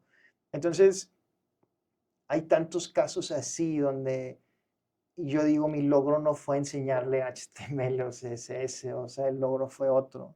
Y creo que también muchas veces cuando piensas en ciertos maestros que te marcaron, nunca es el Mm. conocimiento que te compartieron, es como que la energía que te transmitieron o que creyeron en ti o que cuando preguntaban algo te apuntaban primero porque, y entonces te daban una energía. Fue el medio, Fue el fue medio, sí. wow, qué historias y qué increíble que te lo estás causando y que lo estás compartiendo. Muchísimas gracias, porque a veces en lo personal estamos tan enfocados en nuestro pasado y temiendo nuestro futuro que nos olvidamos, como bien lo mencionas, de vivir el presente, el hoy, el ahora, y ese propósito en la mañana, de decir, ¿cómo voy a hacer que valga la pena el día de hoy? ¿Qué voy a hacer el día de hoy? No solamente para los niños, creo que es para todos. Sí, sí, sí. Que vivimos luego en otra, pareciera que en otra dimensión y nos olvidamos del presente, ¿no? ¿Y qué sigue? ¿Qué sigue en la organización? ¿Qué sigue para Women Chica? ¿Qué te imaginas? ¿Hacia dónde estás dirigiendo la organización? Yo creo que, fíjate que lo que he notado, para mí siempre fue como que ayudar a aquellos que más necesitados, pero también de cierta manera ayudar a aquellos que han perdido la esperanza. O sea, tanta gente que me topo que es de que para qué traen niños al mundo, el mundo ya se está yendo, o sea, ya lo perdimos, etcétera, que es, yo siempre digo, no, o sea, ¿de qué estás hablando? O sea, yo he ido a las cloacas del mundo y te encuentras estos niños que no han perdido la esperanza. O sea, casi decir, ¿cómo te atreves tú en lo que tú, en donde tú vives, con lo que tú tienes a perder esperanza cuando ellos no? O sea, se cuenta que te metieron un gol y ya dijiste, no, pues ya se perdió el torneo. Te metieron un gol.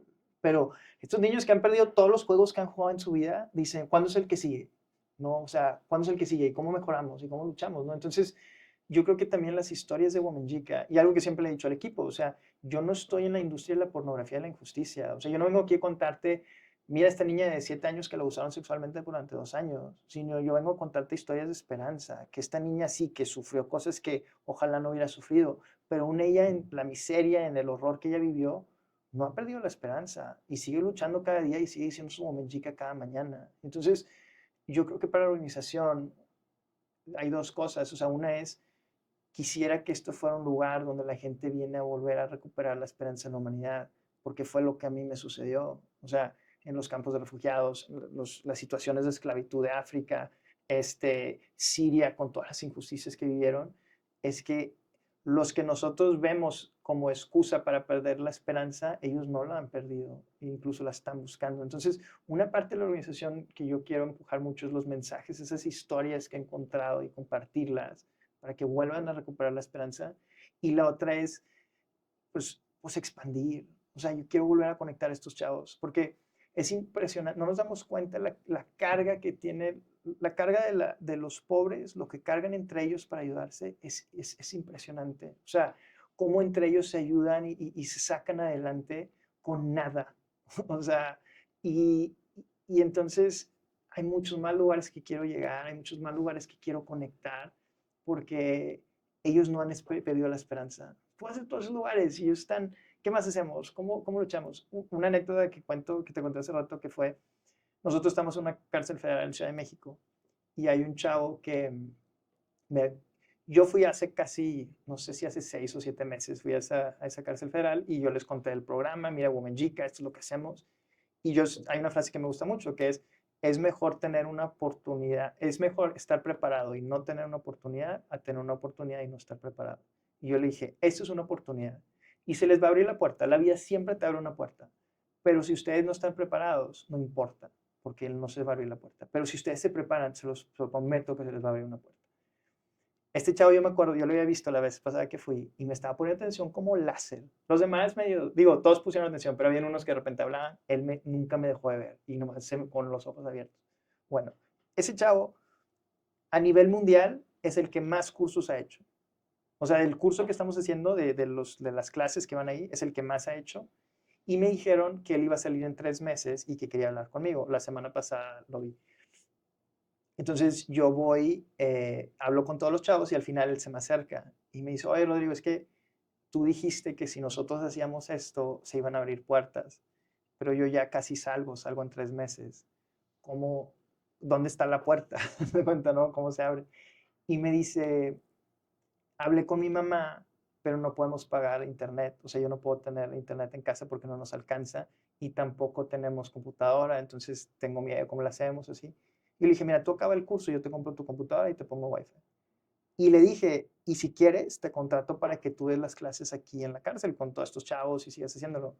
Y él me dijo, mira, yo preferiría que no, yo nunca quiero regresar aquí. Y me impactó mucho. Y le dije, bueno, no te preocupes, algo va a salir, pero tú síguele dando. Y le dije, y, aparte, y si tienes preguntas, dime. Y me dijo, tengo un montón en mi libreta. Y ya no alcancé a ver su libreta, pero me dijo, en mi libreta, cada clase que tú das, siempre anoto 2 o 3 preguntas y ahí las tengo. Y le dije, no, pues compártamelas. Y hablé con la de que nos compartiera, pero ves esos casos de gente que pues tomó decisiones equivocadas, etcétera, pero si tú le das como que un caminito, lo quieren tomar. Y ves ese espíritu que se resiste a decir, ya no. O sea, que quiere volver a... O sea, si tú le pones el camino correcto, lo toman. Entonces, quiero llegar a más lugares, o sea, quiero ofrecerles oportunidad a más chavos y de realmente que tengan y bueno, no chavos, de 7 a 60, o sea, no es tarde en la vida para aprender a hacer esto, ¿no? Pero sí, para la organización yo veo como que ya llega un punto donde mi sueño ya no me cabe en la bolsa y lo que más me duele no es el sufrimiento de los chavos, sino el no poder hacer más. O sea, eso es donde de cierta manera me despierto y digo, me llega una oportunidad de Gambia, de abrir un salón y me enseñan los chavos y digo, ¿por qué quiero abrir en Gambia? O sea, que sea con 3 laptops o con 2 y que estén 2 al mismo tiempo, pero sí, o sea, ya hay un punto donde yo diría, no creo en la organización, conozco la organización, o sea, no creo en mi programa, conozco mi programa y sé lo que puede hacer, ¿no? Ya tienes estas evidencias. Claro, sí, sí, Oye, sí. ahorita que dices, los chavos, me vino a la mente y quizá lo podemos empezar a poner desde esta perspectiva. Dejas de ser chavo cuando quieres dejar de aprender cosas Mm, nuevas. Entonces sí somos chavos, claro, sí sí, somos sí, sí. chavos. Si queremos seguir aprendiendo, así tengas 70 años, eres chavo, porque tienes esta actitud de quiero aprender, quiero obtener, tener más conocimiento. ¿Cuándo dejas de ser chavo? Cuando dices, ya no, ya me las sé todas. Y Ajá. puedes dejar de ser chavo a los 18. Sí, sí, sí. Y es como una frase que me encanta que dice, hay gente que se muere a los 30 y los entierran a los 80. Mm. Y entonces, esta parte de vivir, de decir, es precisamente eso, seguir tomando riesgos, seguir haciendo cosas y que no seas, pues aquí se acabó la vida y a ver cuándo me entierran, si es a los 70, a los 80 o a los 90, ¿no? Qué fregón y gracias por compartirnos, Rots. Hace unos días compartía con un amigo, bueno, debatíamos el tema de propósito, porque es Mm, algo que ha estado rondando mi cabeza y lo hemos conversado mucho. mm. Y él me decía, mira, me encanta ahora esta parte de la llanta de repuesto.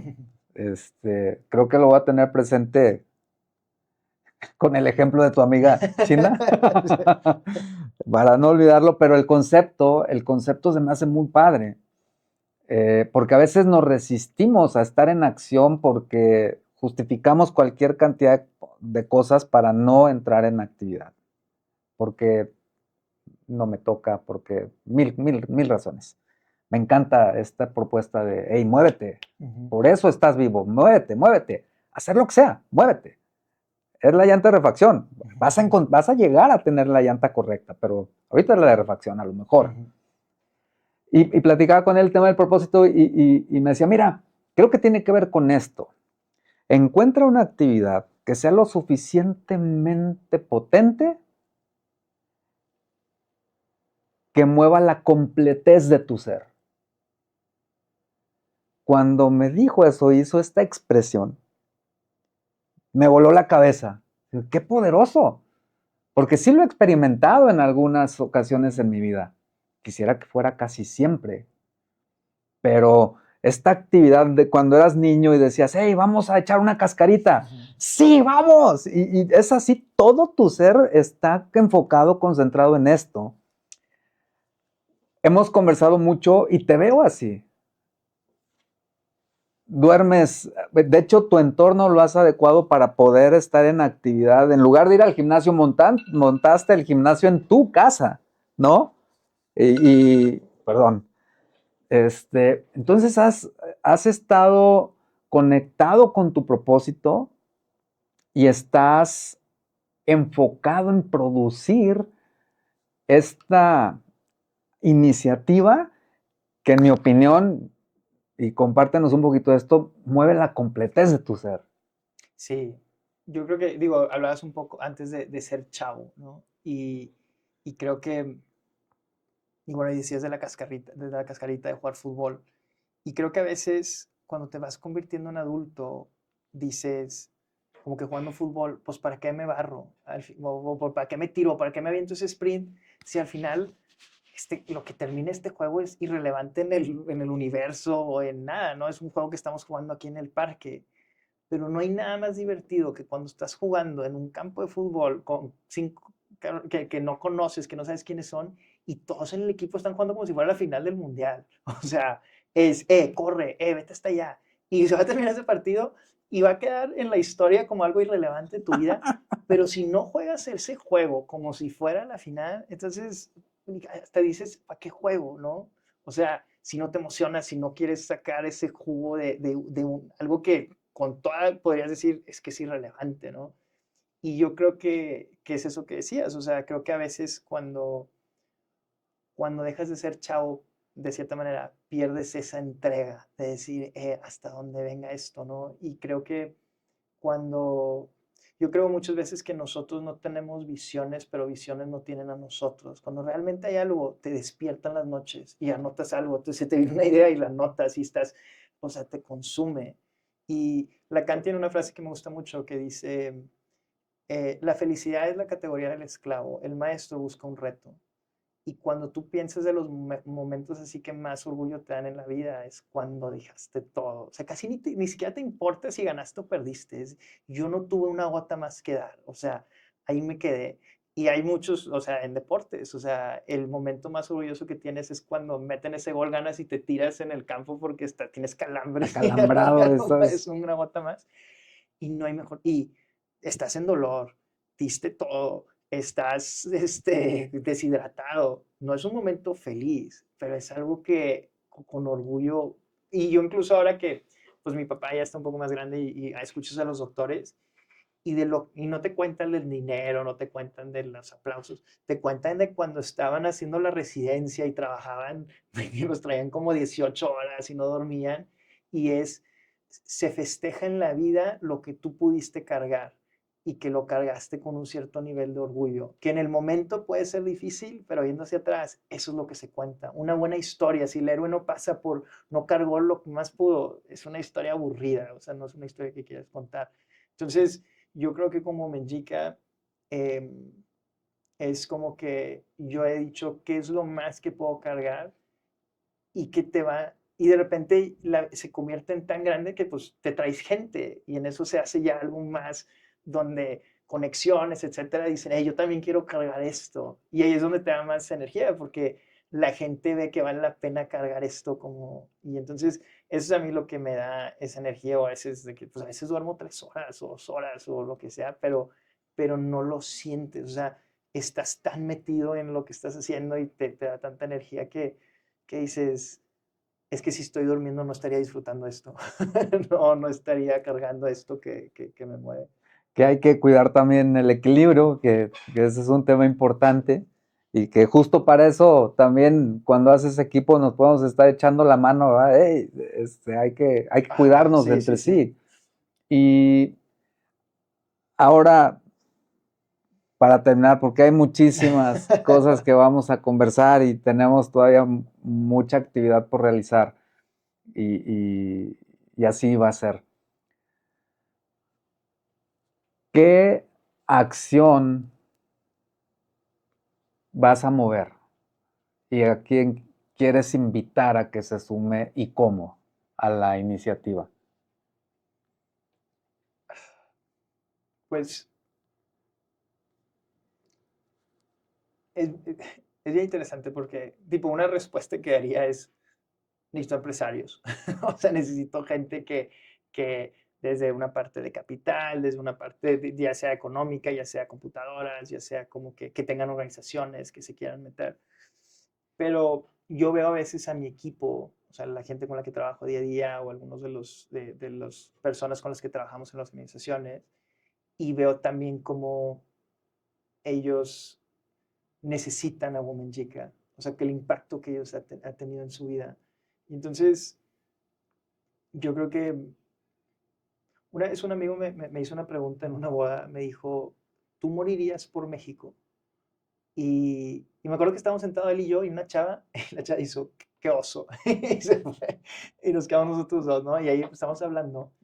Y un día después o días después dije, es una buena pregunta, pero es la pregunta equivocada.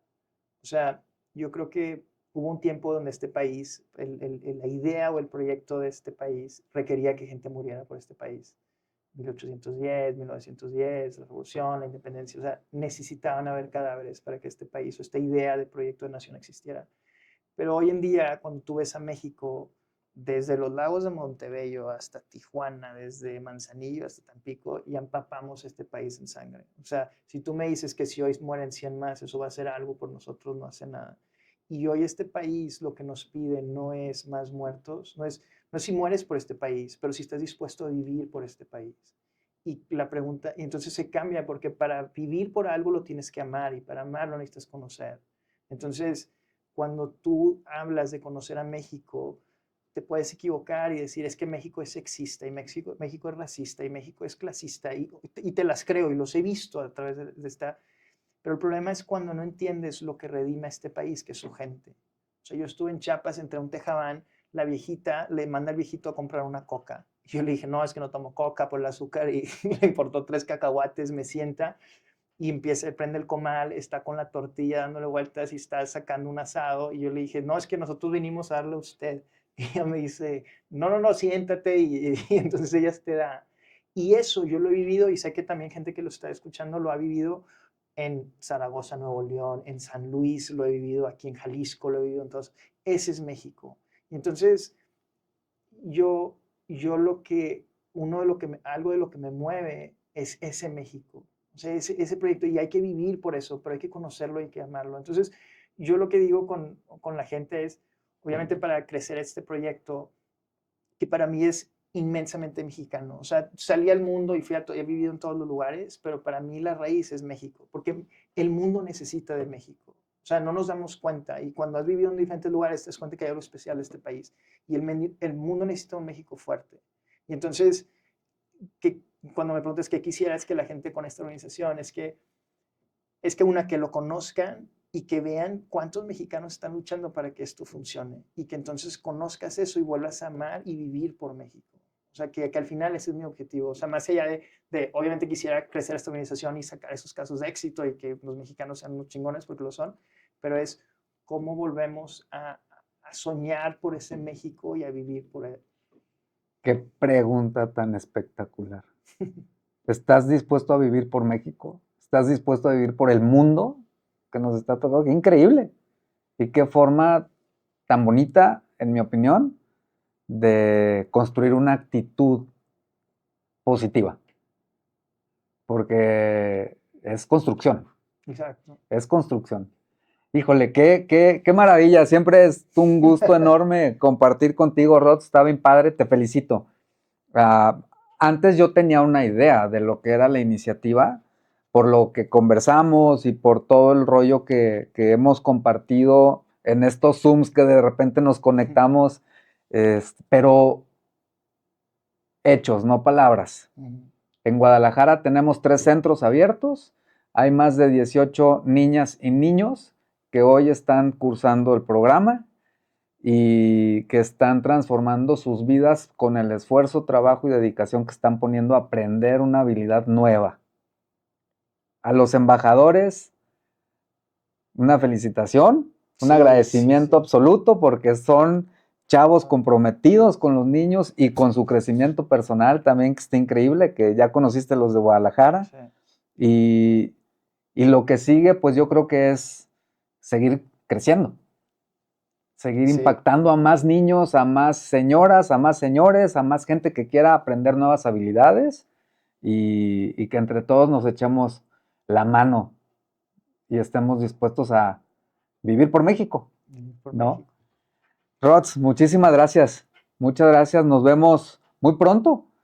Nos vemos. Esperamos que muy sí. pronto sea ¿dónde podemos conocer más de la iniciativa? ¿Dónde podemos seguir lo que está sucediendo con Womenjica? ¿Dónde puedo seguirte a ti?